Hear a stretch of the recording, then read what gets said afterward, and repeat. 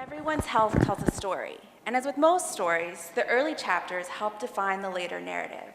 For example, let's consider Ashley, a young girl living in Southern California. One night, she's suddenly awakened by her mother who says, "We have to leave." As they head outside, she's overwhelmed by the smell of smoke and wildfires. And after spending a couple days in an evacuation shelter, her family drives back through her neighborhood to the spot where she knows her home should be, only to discover that the only home she's ever known has just disappeared. Let's skip forward 20 chapters or so. Ashley's now 40 years old. She knows that 1 in 8 women will be diagnosed with breast cancer sometime in their lifetime, so she gets her first mammogram. And she learns, like her mother, that she's the 1 in 8. She blames her diet and her family history, but she never considers that the loss of her childhood home could have contributed to her disease. Because stressful events tend to stick with us forever, and not just in our memories.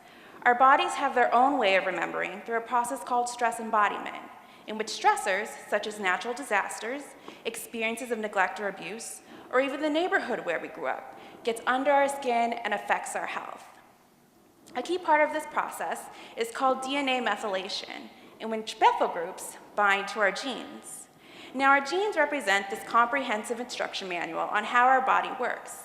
And when methyl groups, which we can think of as chemical post-it notes, are added to that manual, it can change the instructions and cause our bodies to malfunction, including promoting cancer growth.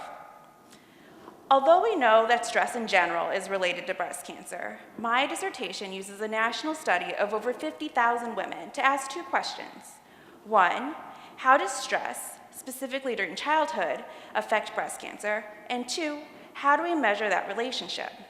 So firstly, based on other health outcomes, we believe that not only does the amount of childhood adversity, but also the type of childhood adversity contribute to breast cancer risk, and may also inform the type of tumor that may grow.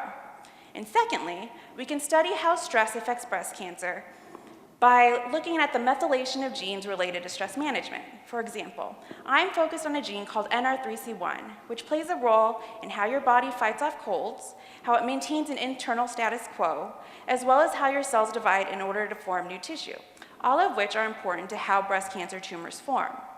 Understanding these mechanisms is important in order to help improve early detection, to identify women who may be at risk for more severe disease, as well as to help reduce the over 40,000 women who will die from breast cancer every year in the US.